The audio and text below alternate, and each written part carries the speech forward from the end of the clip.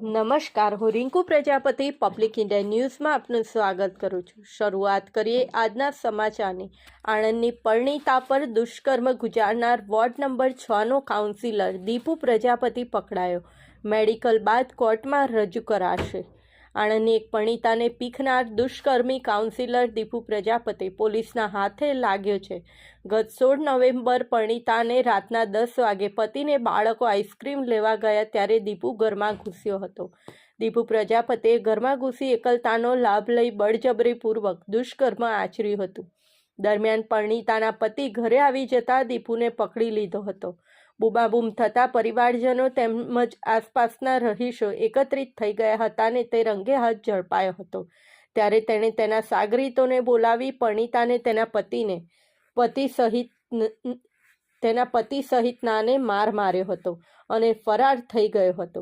આ અંગે નાયબ પોલીસ અધિક્ષક જે.એન. પંચાલ જણાવે છે કે ભોગ બનનાર પરણિતાએ દીપુ પ્રજાપતિ વિરુદ્ધ ફરિયાદ આપી હતી, જેના આધારે આણંદ ટાઉન પોલીસે રેપ તેમજ રાયોટિંગનો ગુનો નોંધ્યો છે અને મારામારીમાં સામેલ દીપુ પ્રજાપતિના 2 ભાઈઓ અને સાગરીતોને ઝડપ્યા હતા।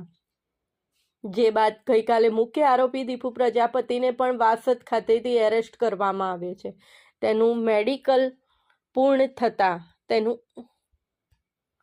મેડિકલ પૂર્ણ કરી અને કોર્ટમાં રજૂ કરી તપાસના કામે બાકી પુરાવા એકત્રિત કરવાની તજવીજ હાથ ધરાઈ છે।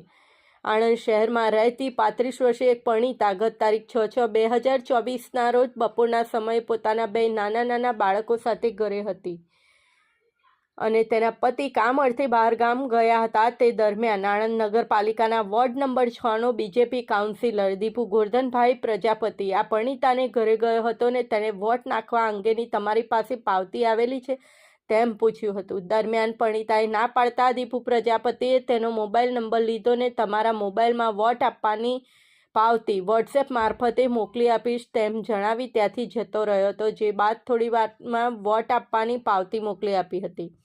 પાવતી મોકલી આપ્યાના 1-8 કલાક બાદ આ દીપુ પ્રજાપતિએ પરણિતાને ફોન કરી તમે સારા લાગો છો અને મને ગમો છો, તમારા પતિના વિડીયો મારી પાસે છે તેવું કહેવા લાગ્યો હતો, જેથી પરણિતાએ ફોન કાપી નાખ્યો હતો। ત્યારબાદ રાત્રિના સમયે આ દીપુ પ્રજાપતિએ ફરીથી પરણિતાને ફોન કર્યો હતો અને જો તું મારી સાથે વાતચીત નહીં કરો તો તે મારી સાથે જે અગાઉ વાતચીત કરેલી છે તેનું રેકોર્ડિંગ તારા પતિને મોકલી આપીશ ને તારો ઘર સંસાર તોડી નખાવીશ તેવી ધમકીઓ આપી હતી। જે બાદ રાત્રિના 12 વાગ્યાના અરસામાં આ દીપુ પ્રજાપતિ પરણિતાને ઘરે પહોંચી અને ધાક ધમકીઓ આપી મોઢું દબાવી રૂમમાં લઈ જઈ બળજબરીપૂર્વક દુષ્કર્મ ગુજાર્યું હતું। જો આ વાતની કોઈને જાણ કરીશ તો તારા પતિને તથા બાળકોને જાનથી મારી નાખીશ તેવી ધમકી આપી જતો રહ્યો હતો। આ ધમકીથી પરણિતા ડરી ગઈ હતી ને પોતાનો ઘર સંસાર તૂટે નહીં તે માટે આ અંગેની જાણ કોઈને કરી ન હતી। જે બાદ ગઈકાલે તારીખ 16/11/2024ના રોજ બપોરના 11:30 વાગ્યાની આસપાસ પરણિતા પોતાના ઘરના દરવાજે ઊભી હતી તે વખતે ત્યાં રોડ પરથી પસાર થતા આ દીપુભાઈ ગોરધનભાઈ પ્રજાપતિ ઇશારો કરી ફોન કરવા કહ્યું હતું, પરંતુ પરણિતાએ ફોન કર્યો ન હતો, જેથી દીપુ પ્રજાપતિએ સામેથી ફોન કર્યો હતો અને હું તારા ઘરે